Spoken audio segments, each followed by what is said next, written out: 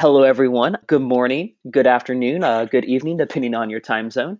And welcome to this Syncfusion webinar, Creating Beautiful Apps with Xamarin.Forms and Syncfusion. For quick introductions, my name is Carter Harris. I am the Video Marketing Specialist here at Syncfusion, and I will kind of serve as the moderator today. I am very excited to introduce today's presenter, James Montemagno, Principal Lead Programmer Manager at Microsoft. So without further ado, I will go ahead and hand it over to James to start this presentation. Awesome. Thank you so much. I'm super excited to be here with everyone. I even brought up my webcam. Boom, check it out. I was like, I couldn't figure out go to webinar because it's like screen or webcam. So the power of OBS. It's really fun to see everyone in the chat chiming in on there in the Q&A. Gives the Syncfusion team some triage to do on it. So Jim in there, Charles, Vincent, Leonardo, Matthews. Make sure everyone can hear everyone. Now you can see me. Hopefully I'm actually speaking to you as well. It's cool to see everyone from Mexico, from Brazil. That's how I like to start all my live streams. I do some Twitch streaming on Fridays on my Twitch channel from Sweden over there. Oh my goodness, I love seeing how many amazing people are on the globe. This is exciting because this is my first bigger presentation of the new year, 2021. I'm so excited for this year. I'm excited for every year, but I'm really excited because it's a big year, especially here in the States, but also I think for us as developers going forward, for us around the world. Hopefully everyone will be able to get their vaccine soon. It's a real exciting time. And I'm excited to leave the house one day. One day we'll do it. But until then, I'm here with you talking about how really kind of the quarantine made this application happen and how Syncfusion helped make this application happen. The two are not related in any way, but how sort of the situation that we were all presented with kept me and my wife inside more, but kind of drove us together through a common video game. My wife doesn't play video games very often, so it was very a delightful experience to find something that she connects with, that I connect with, and that we connect with together. I'm going to move my face away, boom. And as Carter was saying earlier, today I'm going to be really kind of talking about how I built this application called Island Tracker, leveraging Syncfusion and Xamarin.Forms. And to me, this application was one of my largest projects that I've done since joining Xamarin. I've built many applications over the years of being a mobile developer for a decade at this point. And to me, this one was really impactful because it had a back end, a database associated with it. I had user accounts associated with it of my own system. And additionally, I was charging for it. So I was putting in the App Store, charging money. Getting ready to actually make a big change to it to make it free and a pro upgrade this weekend. So it's kind of exciting times as well. And to me, this was something that was a passion project, but I really wanted to make something really beautiful. And not that I haven't made beautiful things in the past, but over the last decade, UI design has really changed. So it was really cool to see this application together.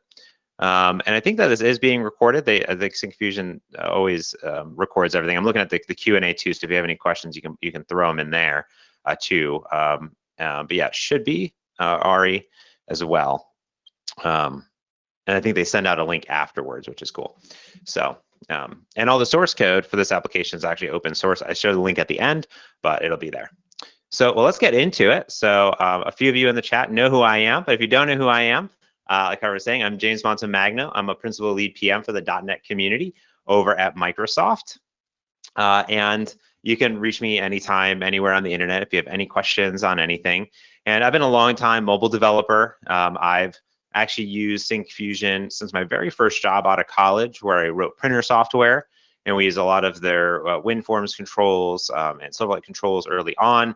And I sort of had this great relationship with all the amazing control vendors, but and Syncfusion personally, just because I've used them in business and in personal projects for, I guess, how old am I? 34. So I guess 13, 14, 15 years. So I've used Syncfusion for a long time, and I've really enjoyed being able to come on and give presentations on them.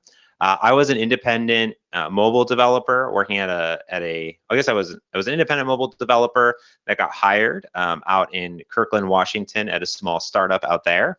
And I found and fell in love with Xamarin to build all my mobile applications because I'm a C# developer, and I was able to leverage all of my existing C# and .NET skills and all the libraries and everything that I loved. And I took that love and passion and I joined Xamarin, I guess almost 8 years ago now, as a developer advocate that would go out and help developers be successful, learning about Xamarin, building apps with Xamarin, and because I loved it, and I could easily just go and tell people and talk to people about it. And then when we got acquired by Microsoft almost 5 years ago, which is crazy to think about, I came along for the ride. I was on the Xamarin team for a long time. I'm still very active there, and I expanded my role last year to become a manager and lead a community team helping advocate .NET, just like I was doing for Xamarin over the years. Let's see. I just want to make sure. I think there's only a few people that said, Raul said he couldn't hear anything. I think everyone else is good. So if everyone can give a thumbs up in the chat and the questions in there. And I think everyone, I'd imagine more people would be saying they couldn't hear anything. So I think we're okay. All good, William. Thank you. Yes, perfect. Thanks, everybody. Yeah, make sure you just set that. Missed the webcam though. Here we go. I'll put that there. I think the problem is I need to do like a sticky on top. I'll bring it back during the demo. Don't worry about it. So one thing that happened during quarantine early last year, almost a year ago, is that we obviously shifted to being at home more often. But in March last year, February last year, March last year, Nintendo released a game for the Nintendo Switch. And I, for a long time, have been a fan of this franchise, Animal Crossing, which is sort of like a sim type of game where you create a character, you sort of build your town on your island, and you have neighbors. And it was like the perfect quarantine game for being at home. It's great because you're able to visit your friends inside the different islands, see their island, and craft your island, make these friends virtually over local Wi-Fi, over the internet. And it was like the perfect game at the perfect time. It's still one of the best-selling games on the Nintendo Switch. I think it might actually be the #1 selling game of all time on the Switch, maybe besides Mario Kart. And I've been a long time Nintendo fan. I have a Nintendo Switch sitting right next side my Xbox Series S right here that I play both of them on. And I really love this because the Nintendo Switch is this portable system too, so I was able to take this anywhere we go. So when this came out, I bought my wife a Nintendo Switch, not knowing if she would like the game or not, but luckily she fell in love with it, and we were able to really play it for several months, and it was like, again, like the perfect game at the perfect time. Now, one of the unique things about Animal Crossing that really drove me to build an application in and around it, and that's sort of how I've always built applications, or the things that I love, the things that I'm missing, I want to build and I want to create an application for that. So what I ended up doing is looking at what was the thing in the game that was sort of the most annoying part that I wanted to solve. And inside of Animal Crossing, the currency of the game is bells. So you upgrade your house, you upgrade your island, you buy stuff, you sell stuff in the game, you go fishing, you collect bugs, you shake trees, you do all this stuff, and you get bells at the end of the day. Now, Animal Crossing is not like your normal mobile game where you may pay real money in the real world for in-game currency. There's no in-app purchases or anything like that. So you have to, you know, wake up, check in every day, do everything in the game, and accumulate bells to pay off your loans on your house, upgrade your house, do all these fun things. But there's a bigger meta game inside of Animal Crossing, which is all about turnips. And this is how everything really happened with this application. Because inside of Animal Crossing, there is Daisy May. And Daisy May only comes to your island on Sundays to sell you turnips. And she sells you turnips at a fixed rate, usually somewhere around 90 bells. But it does vary, sometimes as low as 80, sometimes as high as like 110. But every Sunday she comes to your town, it's a different price, and you buy turnips. You can buy as many as you want. So as much money as you have, you can buy turnips. And turnips are really fascinating because it's the only thing in the game that goes bad. So you have the next 6 days to sell those turnips. Now, the fascinating part about these turnips is you can't plant them, you can't do anything with them, you can only buy and sell them. It's basically a stock, like a stock market, but they call it a stalk market because it's stalks, because it's a vegetable. It's kind of funny. So every day you can go to the local shop in town or to your neighbor's town, and every morning and every afternoon, the sell price of the turnips change, okay? And this is kind of like mind-boggling. It's just like, oh my goodness, because I could be buying, turnips for 100 and then selling them for 500. So I can just make this mass amount of money. The problem is that every day the turnip prices go up and down, and you're not guaranteed that they will ever go over your amount that you buy them for. Like in this case that we see on the bottom, the turnip price went up to 468, which is awesome because you'd make nearly 400 some odd bells per turnip bundle. And often that's what people do. They go in, they buy hundreds of turnips, so many turnips every single day on Sunday, and then they go and they sell them either on their island or on other people's islands. So truly, it is a turnip stock market. And like you do on the stock market, you do your research.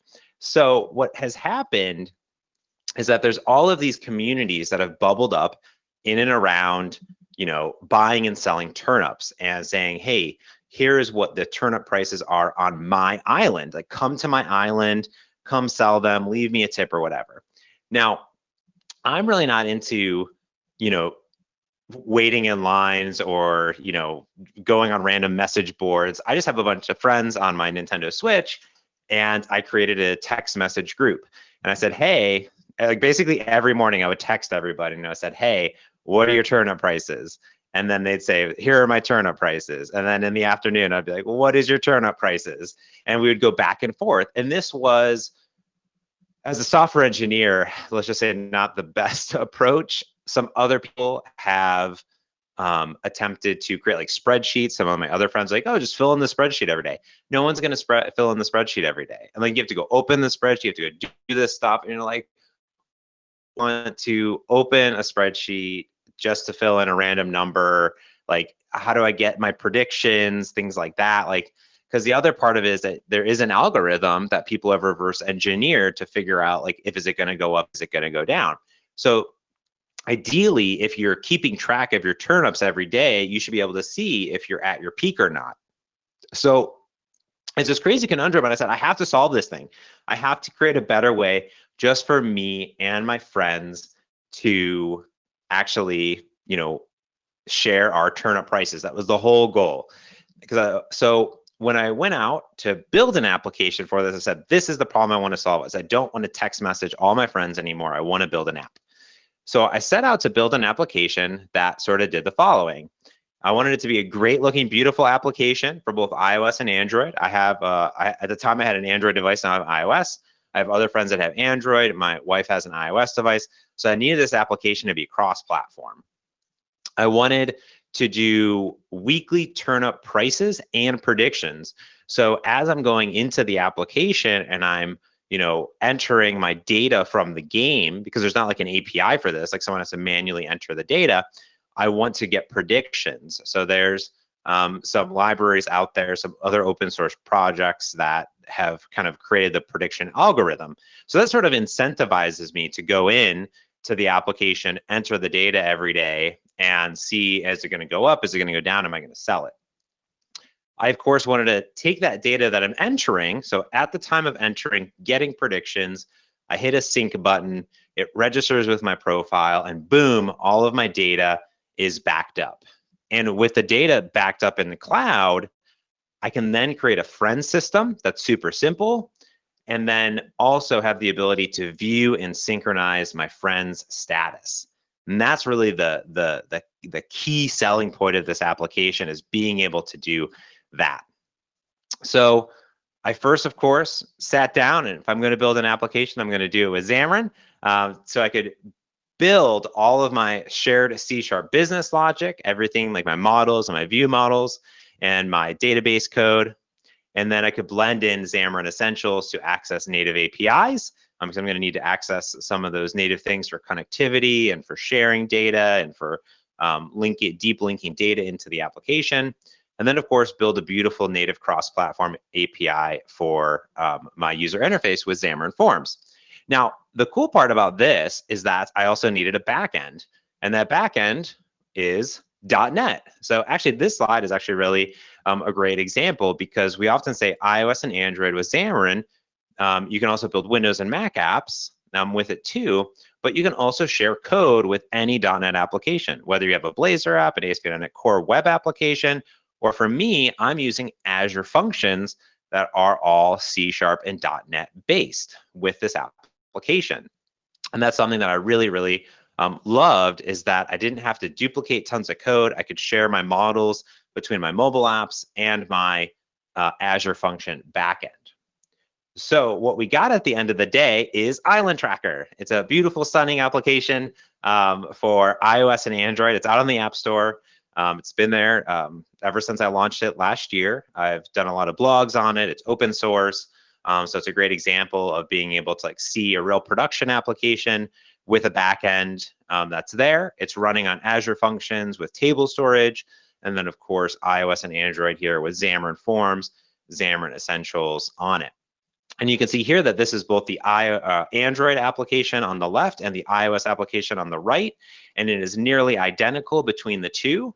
As we sort of think about how UI paradigms change over the years, we've seen more applications become similar together, and there's a lot of great libraries out there that enable you to create this beautiful UI, such as Syncfusion, that enables you to really craft this great UI between your multiple operating systems to get rich, deep functionality. In this application, I don't think I wrote a single custom render at all. Everything was available to me, very minimal code. I just installed a bunch of the Syncfusion libraries and I was good to go. And I'm going to talk about that, but I figure first what I'll do is do a little demo so you can see it in action. So let me go ahead and come over to my screen. And I first want to kind of talk about the source code here. Now, what's really unique about this is that this is my solution, the Turnip Tracker app. I was going to call it Turnip Tracker, and then I decided to call it Island Tracker. I don't know if that was the right call or not. Probably not, but it's here. And what we see is I have my kind of standard Xamarin application, right? I have my shared .NET Standard library. This is going to have all of my views, my services, models for my app, view models, standard MVVM. Here we can see I have also all sorts of great libraries. Inside of here, my Syncfusion controls that I'll talk about a little bit here. I have a few community packages. I'm using my store review plugin, in-app billing plugin. So I'm able to access a lot of great native functionality cross-platform here. And then I have, of course, my iOS and my Android application. So it looks like maybe I have one renderer, so one for a borderless entry renderer. I don't even know if I use that, but it's here. So very minimal code in my iOS and Android app, besides the splash screen. Then I have my Azure Function backend right here. So these are all of my backend logic code in here. So if I look at my create profile, I use HTTP function triggers for standard REST API calls of post and gets in here. So I'm going to do a post. I am able to use table storage and the cloud table to automatically pull in my my tables from table storage, so I can insert, update, and delete data in my backend code. And one of the cool parts here in this project is that I also have this shared library. So this is logic and data that I'm sending from my mobile apps to my Azure Functions backend. So this is all of sort of like additional shared business logic and models that I'm sharing between my Azure Functions and my mobile applications. So let me go ahead and pull up the application. So I have it here on two different Android devices. And which one is which? think this one is signed in with one. Okay, so cool, perfect. So the one on the right is I've been using for a while, so I kind of walk you through the application, but here on the home screen, I'll minimize this for now. We have my home account, and this is like the home page where I can come in, I can update my profile here, I can select what fruit I have on my island. I actually have oranges on my island, so there's one of those there.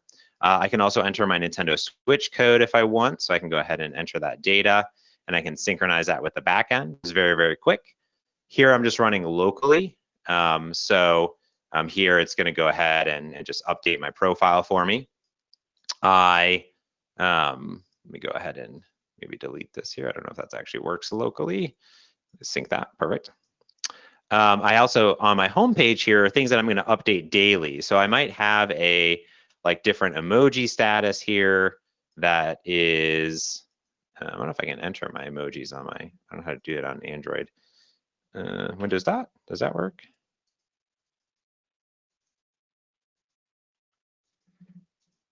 But I have different statuses here. If I can figure out how to use an Android keyboard, how come I can't? We'll just do a star here.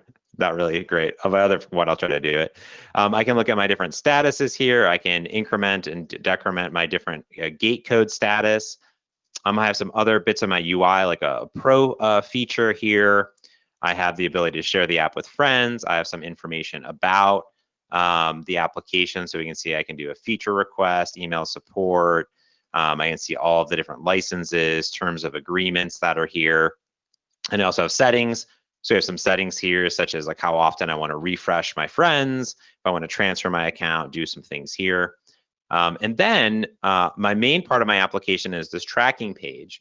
So every single day, I'm able to come in and enter my data. So today's Thursday, so this morning my island, I bought for 100. Over here, I sold for 70. And we can see on the UI that here we have guaranteed 90 minimum and 140 max. So the algorithm is telling me that I can hold on to them till future use. And I can actually hit this little chevron here and actually take a look at the graph of my data. So we can see that it kind of went up and now it's dipping back down for the afternoon. And then tomorrow it looks like it's going to come back up, which is really cool based on the algorithm. So here we can go ahead and do this. And if I was to change this data, we can actually see it update in real time based on the algorithm that's in place over here, which is cool. So today it was 70 again, so we'll do that here. And we'll go ahead and minimize it down, hit synchronize, it's in my back end. And the final part is the friends list. So here's where I can look and see all my friends. Now, one of the cool parts is that this entire time is I've actually been synchronizing my data with my backend. So this is the Azure Storage Explorer. You can connect it to any of your Azure accounts and see all of your databases and Cosmos DB and data lakes and Azure Table Storage and all sorts of good stuff. And you can see here is my user data for this application. Here's my AM price, my predictions that are here, and then I can see when I last updated this data in here too. So I can kind of see everything here. I have a few other tables, like a pro status table, friend requests. I have no data in here. I just wiped it out, so it's a clean demo. But I can show you what it looks like to register for the first time. So let's bring up this and let's go ahead and register a new account. So go to the home screen and I'll say Carter here, and I'll say Syncfusion Isle. There we go. And let's say pairs and create. And now if I actually go into my backend and pull this down and hit refresh, we can see that now I have James and Carter in here. So it's synchronized, calls the Azure function backend, and then stored it into table storage for me, which is really cool.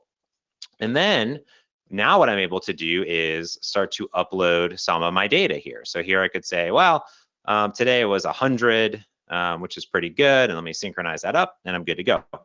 But like James over here on the right, I have no friends, so we need to create a friend request. So what I'm going to do on the right-hand side is I'm going to ask Carter and give Carter my friend code. So I'm going to go ahead and tap on this little send button, and that's going to Actually, let me do it from this one. Let me go the reverse here, because this one should have a copy to clipboard button, which is very important. So emulators are a little weird sometimes. They don't give you all the options. Let me go ahead and do copy to clipboard. So this will generate my friend code, and Carter is going to ask me to send a friend request. So over here, I'm just going to hit the little plus button. If you open and click this link, it's a very long link. So if I open up like Notepad here and copy this again, we can see that it's this very, very long link, and that can deep link and open the application to the specific part that it needs to, which is cool. Or you can just copy and paste it here. But I'm going to go ahead and enter that friend code. This is kind of like going on Twitter, or it's kind of like going on Facebook, right? I found Carter's page because he sent me his code. I'm going to go and ask Carter to be my friend. So here I'm going to say yes. Let me go ahead and ask Carter to be my friend. I still don't have any friends here, but if I go ahead and refresh, I can see that I have specifically one friend request coming in here. This little badge here. I can tap on it. You can see James from Fafa was the one that specifically asked to be my friend. I'm going to hit approve, and I have no more friend requests, and we can go ahead and refresh it, and boom, there's James's data. If I refresh over here, boom, there's Carter's data. And now I can see all the predictions. I can say, oh, wow, Carter might get 660 today. Let me go ahead and wait for that. There's also this ability to kind of filter on gate code status if it's open and closed. You can have like 10, 15, 20 friends. So you can imagine there's different sorting and grouping, and I'll show you that in the UI next. But it's really nice that you can kind of toggle this with this little segmented control here. I can also swipe to remove or see friends code, so if I wanted to kind of get it back and forth. But now, every single day, I'm just using the app as normal, and I can notify my friends when my turnip prices change, when anything happens, and everything is good to go. So that is the application as it stands. And now what I want to do is kind of talk about how I sort of built this application and built some of this really stunning UI, and how Syncfusion helped with that. So let's go back over to the slides over here and walk through, and also at the same time give you some tips and tricks of how I was successful building this. And of course, if you have any questions at all, let me know. A good question here. So I'll go through here. Will the source code be shared? Yep, I have a link in the slide deck. So if you're watching this back later, it'll be there. And then William asks, what if it's offline? If you can't connect for some reason, well, all of your data is stored locally. You just won't be able to get a fresh set of data of your friends. So that's a good question there. So all of your data is stored locally and online too. And then, yeah, if you're offline, then you would only just see whatever your last data was, just kind of like any application. But you can still use it totally fine. You just can't synchronize data with the backend. All right, good questions. So let's talk about building a beautiful application and what goes into it. To me, there's a lot of great controls that are built directly into Xamarin.Forms. And there's, of course, great community packages that are out there. Now, when I went to go build this application, there was quite a lot of complex UI that went into it, a lot of data validation that needed to be done. And additionally, for me, there was a lot of just things that I didn't want to create. I didn't want to go seek out tons of packages. I kind of wanted a one-stop shopping for every single thing in this application if it wasn't built into Xamarin.Forms. So that's really where Syncfusion came in, enabling me to really use a plethora of their different controls, some of them bigger controls, but then some of them just kind of delighters that I infuse throughout the application. So that's what I want to kind of walk through first. Now, of course, like any application, you have to have charts and graphs. This is obviously the staple that I think that many of us know and love from Syncfusion for many, many years. And every single application that I've used have always been this. Now, this is really fascinating because inside of the chart is also an expander control. So I wrapped this application with, or this chart with an expander, because I wanted to have more screen real estate, and users didn't necessarily always need to see that. So I wrapped it in an expander control, and what's really neat about this is that the chart control has some really great APIs built into it that enable you to optimize the performance. So in this application, I have my chart, but I wrap it in this expander. And you can see that I have a collapsed event and an expanded event that both call the same event. And I have an is expanded, and I have a Boolean that says is graph expanded. So that gets updated for me automatically with MVVM. Now, what's nice about this, though, is that inside of that expanded event, your chart, you can tell it to resume or suspend, because what you don't want to have happen is have a user on an older device, they're entering data and the chart is updating, as the user is typing. You don't want to have that happen. So when the chart is expanded, I resume series notifications, which will update the chart. And when it's not expanded, I suspend them. So this is a really nice performance boost that you can do into your chart that's there, and get that done, which I think is great. So I think this is something that is a really cool tip and trick there. And I'll go through some more of the questions. I see them coming in, so don't worry, I will get back to them there. Of course, I think one thing that I use a lot throughout this application also that I found really customizable was the combo box. I use this in 3 different places in the application, not only the island gate code, also on the settings screen where you could adjust the auto refresh that's going on there. It's a really beautiful control. One part that I really enjoyed about using all the Syncfusion controls are their flexibility. And they're very much optimized for all the different platforms that are there. So you get a very consistent look and feel between the different platforms. And a lot of people may be asking about those fruits that you see on the profile. Those are actually just emoji, which is cool. As you can see on the source code, I have a combo box source, which is a list collection, and I just use like a Windows dot or like Alt Command space and to bring up the emoji picker on Windows or Mac, and you're able to just insert an emoji directly into your source code and do it there. You can also go to Emojipedia and just make sure that, of course, that your different operating systems support that specific emoji. Luckily, all the fruit emojis existed, so I was able to use those there too. And this is super nice. As you can see, I have some data binding in here, and I get really customized look and feel on this. This is a real delight of the numeric up and down. While there is one built into Xamarin.Forms, I really loved how simple and optimized this control was. I was able to specify the minimum increments, if it was a double, different options for the spin button alignments, the step value that was going on, the maximum value that would allow of 1 day. I really enjoyed being able to just plop this control in, and it worked exactly as I had expected, and it really delightful UI there. And you'll see that almost every single control that I use is wrapped in this input layout, and I'll talk about that in the future here, but it's really giving this nice consistent UI between the different platforms. The mass edit is something that's also delightful. My users, they have to enter data in the application. It's something that they do in the application. And there's some fields that only allow specific types of data. So for example, here on the Nintendo Switch friend code, you can see that I have SW, which is how the Switch code starts, and it has different data there. Same with this Dodo code. It's only going to allow specific numbers and letters on there. It's cool that you could use regexes, and the documentation specifies all of the regexes that you can use.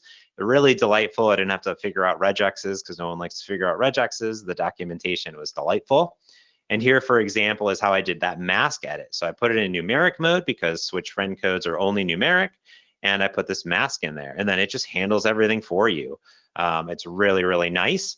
The clear button is there, so you can just clear it out when you're editing, and boom, you're good to go. Really, really delightful. Segmented control is another one that we got to see, but of course there was only a few different, only one, me and Carter using the application. So here you can see I'm toggling back and forth the segmented control, and the titles on it change from open to closed and different updates. So in this example, it would show you how many people updated the logic today versus how many people had their gates open or closed. So you can sort of easily see that data in there. And this is a very fascinating control and grouping inside of this list, because it's not only a segmented control of different data, but it's also filtering and sorting data differently. So this is actually what it looks like. It's actually quite large. I could have put a lot of these things in a style, but I wanted to show you like all the different properties that I set. So if you're looking for something similar, you can kind of see what that looks like. Here, what I do is I actually have this inside of a collection view header, and I can see that I have a selected index, so it's either 0 or 1, and that is data bound to this setting called sort option.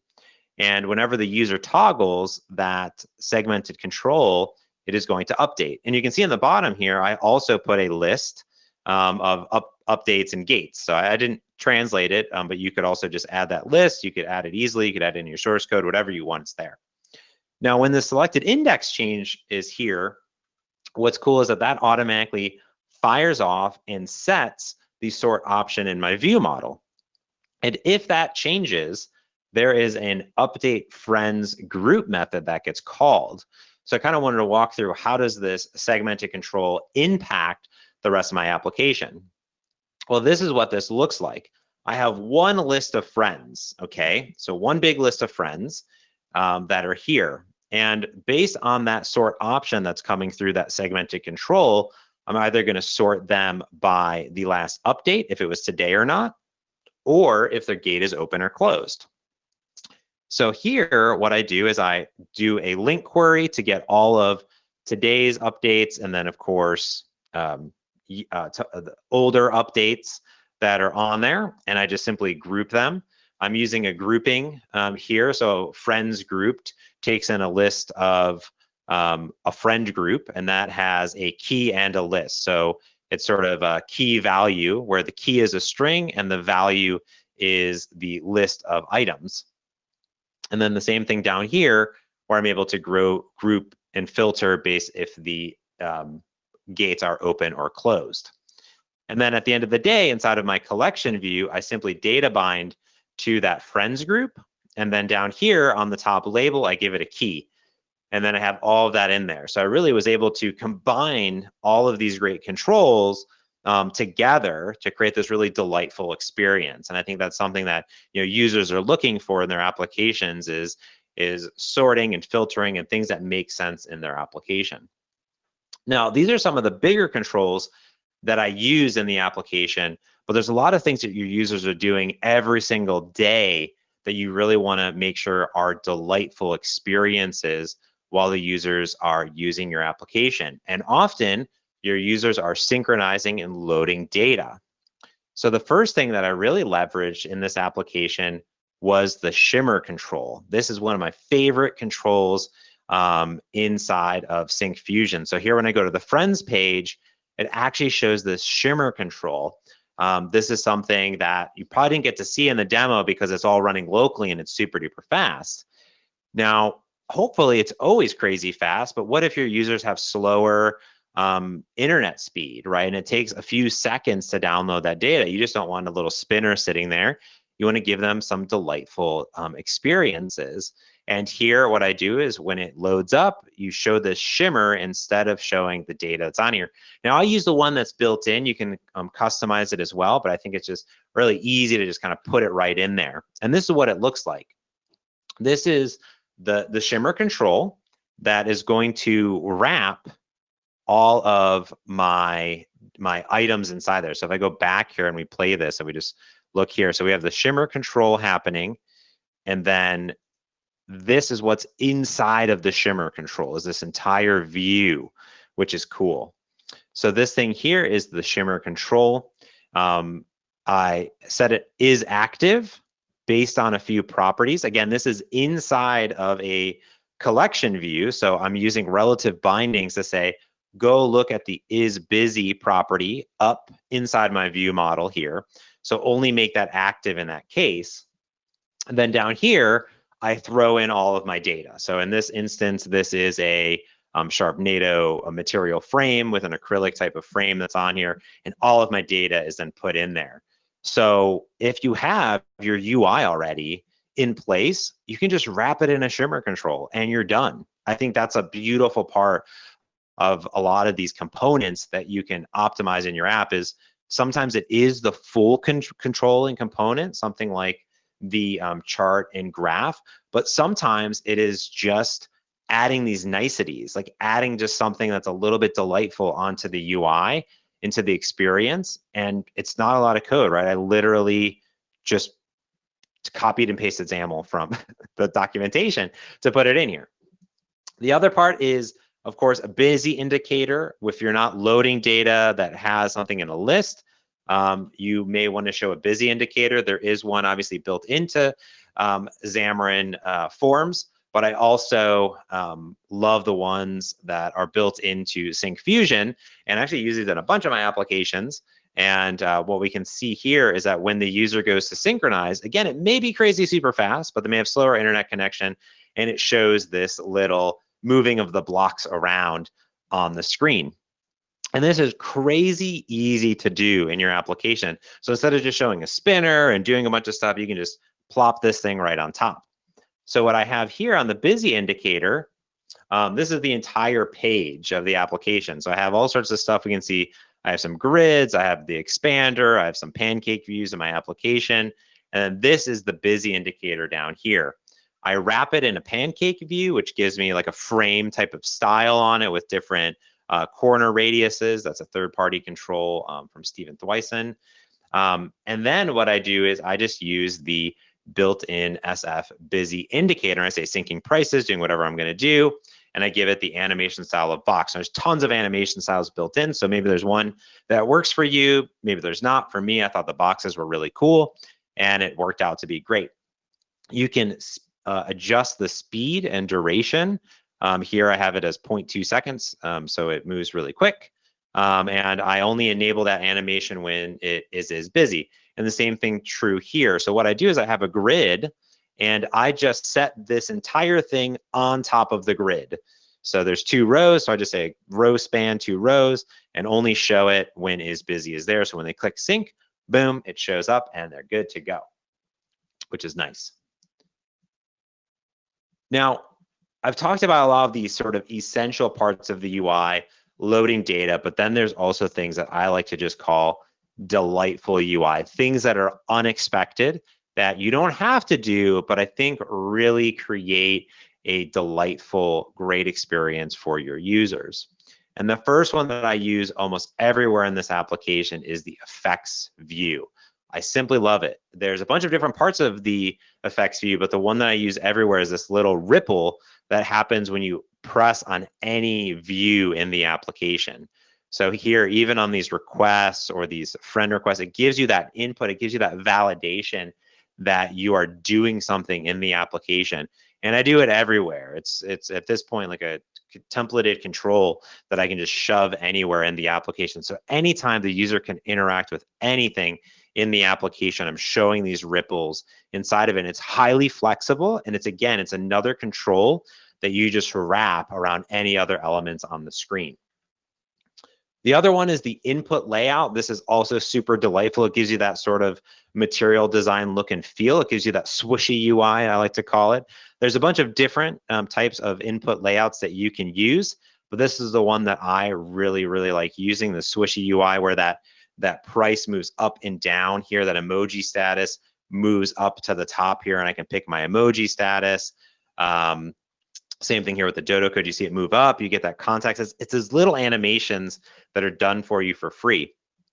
Also, inside of this input layout, you can have sort of things that go before or after the layout too. So when you look specifically at that input layout on this page, you'll see here I have a little image here that's inside of the input layout for the text view here, which is really cool. So you can add that directly into your UI. And again, that swooshy UI gives it that consistent look and feel. So instead of adding more labels and trying to make it all work, you can put anything inside of there.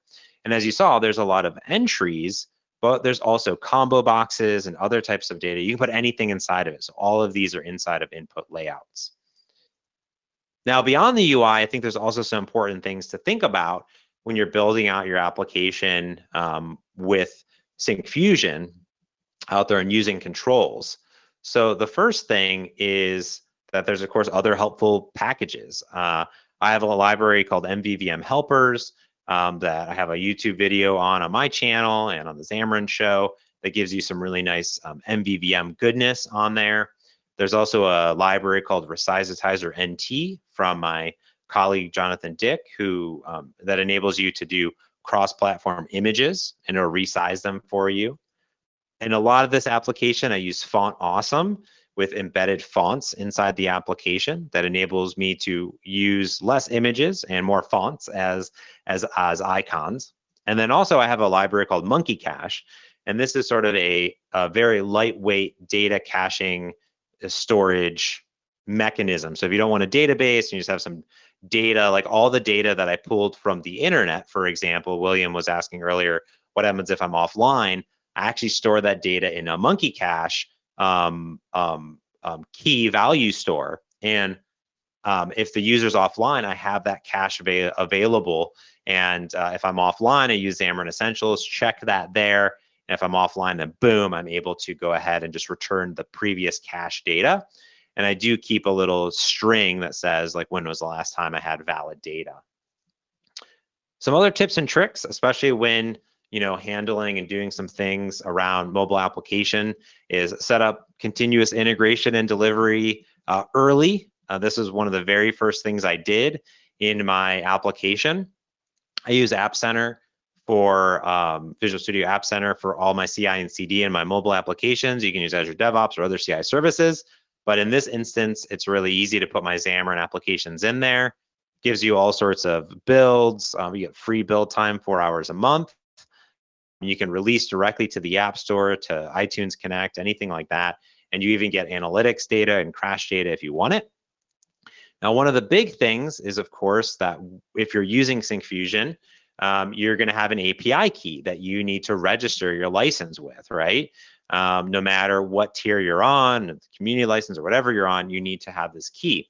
So how do you handle this, right? And this is an open source project. I can't just put my key into source code. It doesn't quite work that way. And it was something I really need to be cognizant of when building this application. And this is something that you're often doing is you have keys, you have API keys, you have a bunch of different things, calling a server, storing things, where are you going to put it? And it's different than a server, right? It's different than a website where you have app service backend and you can put your key in there. How are you going to do it, right? I think that that's something to think about when you're building your application. So inside of my app.xaml.cs file here, I have these two lines of code that are important. The first is a string, which is my Syncfusion key. And then I, of course, have the line of code that's required, which is register license. So what I do is I inject my license key at build time. So before I build my application, I have an App Center script that gets run. So this is what it looks like.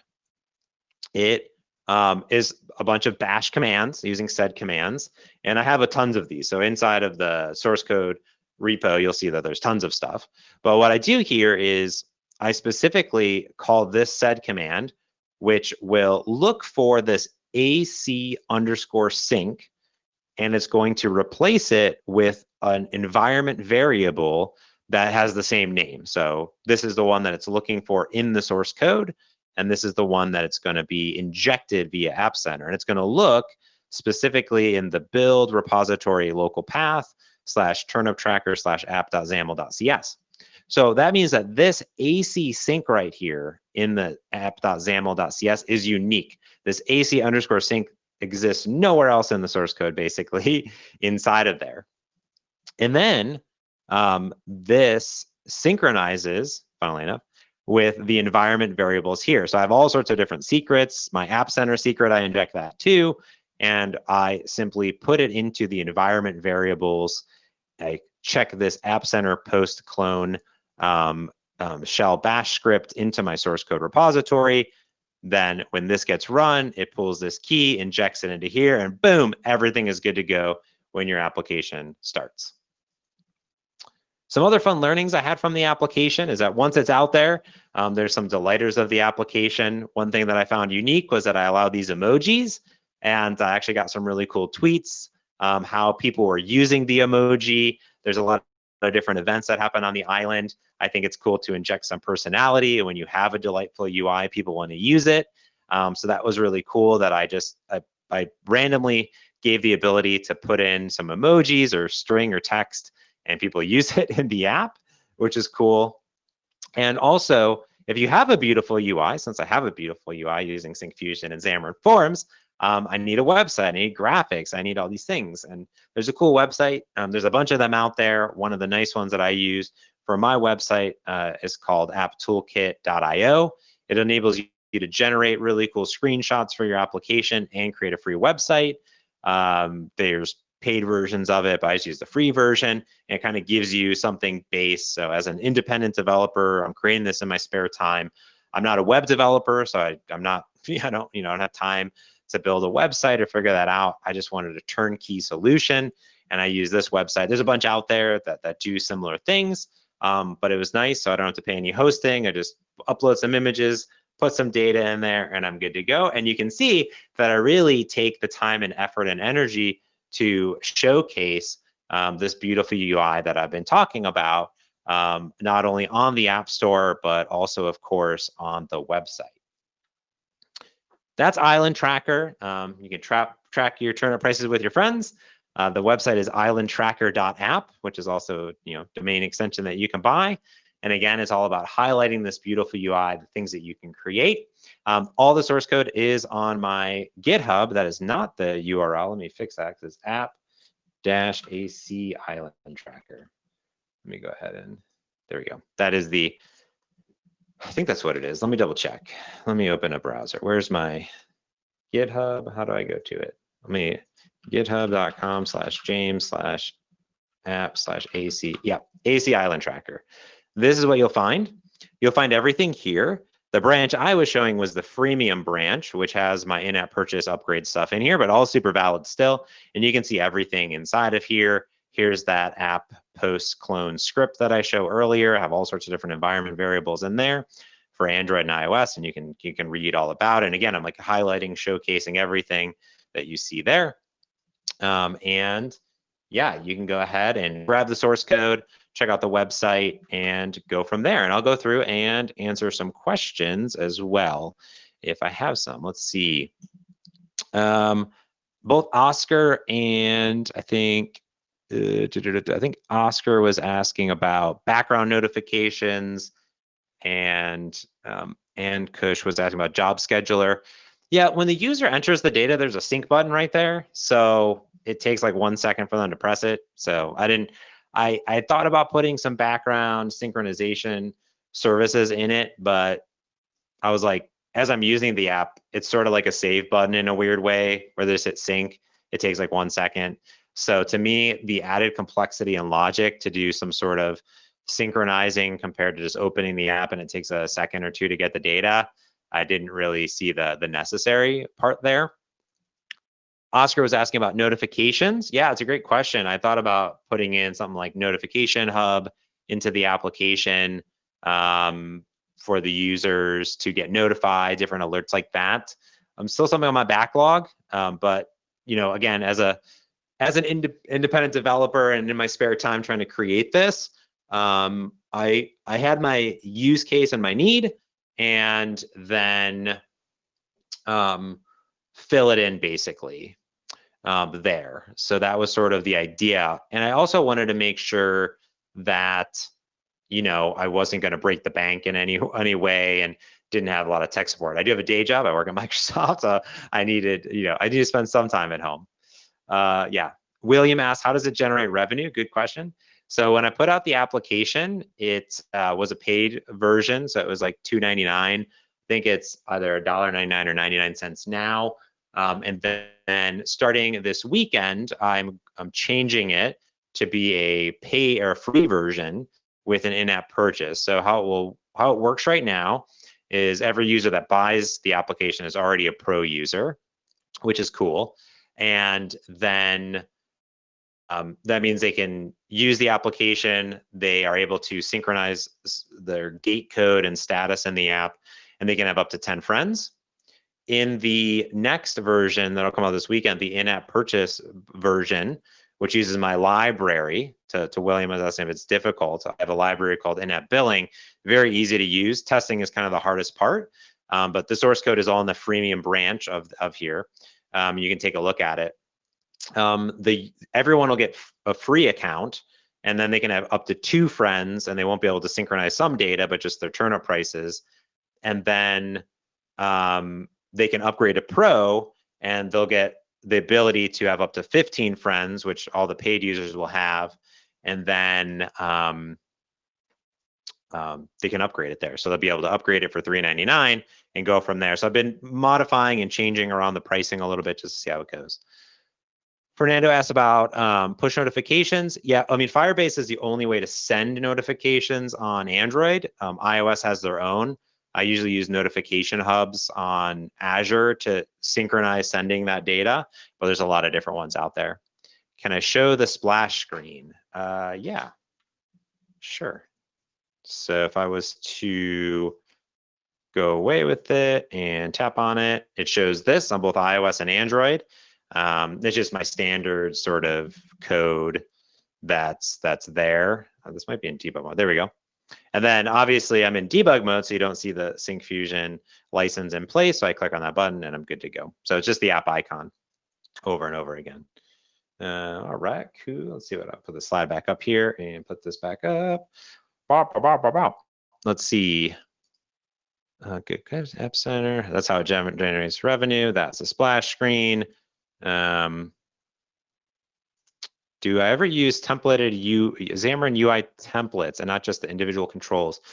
It's a good question. I've played around with the UI templates from Syncfusion here and there. I think my brain is just memorizes file, new app, file, add new page over and over again. So it depends what you're looking for. I think especially if the types of pages and controls that you're building are perfect for you, then it's a nice way at least get some sample code there. So if you have a Syncfusion license, then you're good to go. So, oh my goodness. Is there a VOD of it? Ricardo asks. Yes, they'll send that out. Hold on 1 second.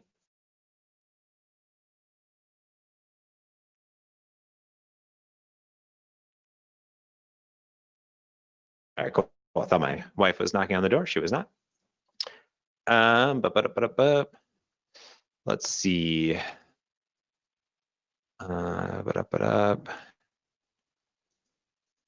Enrique has a very long message. You should hit me up on Twitter. Yeah, you might have to hit me up on Twitter with your questions on there. Let's see. How do you get data on different pricing tiers, generate revenue over time? How do you measure success?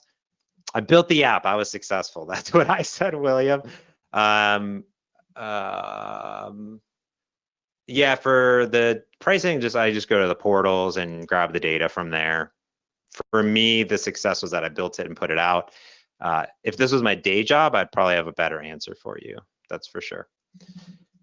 What sort of unit testing do I ask, Fernando? I don't unit test, so I do a lot of manual testing. But you could use like XUnit. We have for like Xamarin Essentials is where I'm most familiar, where we do all of our unit testing. We use XUnit. You use NUnit in there. XUnit is really popular. Device runners on there. There's functional tests versus like UI testing is different. Like if you're using Xamarin UI test as well.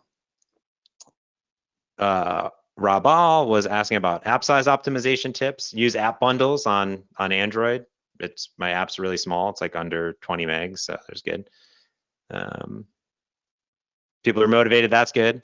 Did you use MVVM framework like Prism? No, I use this in the box. If you go to my YouTube, youtube.com/James Montemagno, I have a whole Xamarin 101 video series there that I just have been building out over time, putting out new videos. I just use stock stuff. So there are lots of MVVM frameworks out there like MVVM Cross, Lite, Prism, like you said. Ian, I just use in the box, and I use my own helper library called MVVM Helpers. It's not a framework, it's just like almost just helper classes and things. What would the monthly operational cost be? I've pretty much, it's a few dollars a month right now. Yeah. Because it's all Azure Functions, which is consumption based, and then table storage, which is dirt cheap. Is there a reason I didn't use the Shell app? It is Shell. Funnily enough that you asked that. It is completely a Shell application inside of here. Check it out. Boom, app Shell. It is, I use tons of features of Shell, not only all the tab stuff that we have here with font icons, but I also use all of the URI navigation and routing in here. So actually inside of this app XAML, I have this app link requested for deep linking in, uses all the Shell URI navigation automatically. It's delightful. I've done tons of blog posts on it, on the Xamarin blog and on my personal blog too. So definitely check that out too. So yes, I love Shell. It is the future. Can you access other web content from within the app? I could put more stuff in there. I don't know. Appium's good. Oscar, that's a good one. Yeah, Appium's good for UI automation. William says, got to go. Have a good one. And to back up a file from phone. Yeah, you can also look at blob storage. Palu was asking about doing different backup stuff. Like I think Azure Table Storage, which also has blob storage, has a great API using Azure Functions. Super good. All right. Phew. I think I answered all the questions, many questions as I could. How did I do? So many good questions. I appreciate everyone coming in today.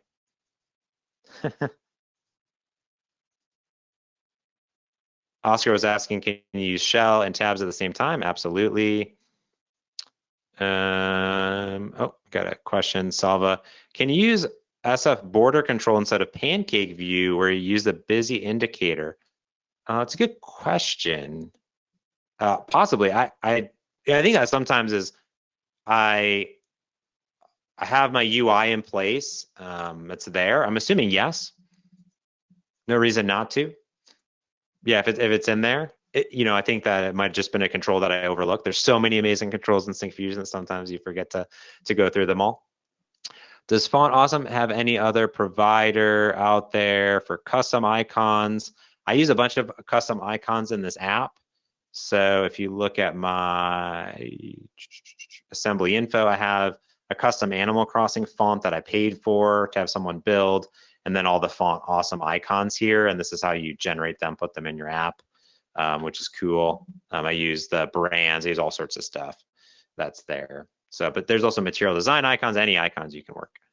We're going to find Xamarin development videos. Yeah, go to xamarinshow.com. Go to, you can go to youtube.com/Xamarin developers. You can go to my YouTube. Just post all the links in here, all sorts of great stuff. You can go to the, just go to xamarin.com. That will also give you, links to our dev blog, Q&A, things like that. All right. Ronnie asks, any difference between performance? I don't think so. Between images and font icons? No, they're the same. How long to create this app from start to App Store approval? Jim, great question. I think of this, again, I did it in my spare time. I'm not working a 9 to 5. I am working a 9 to 5 job, or today, 8 to 5. And I don't know, I guess it took me like a month to a month and a half, 2 months to build. Yeah, I think the biggest part for me was figuring out like the back end synchronization layers, stuff like that. Yeah, the app was approved first time. So cool.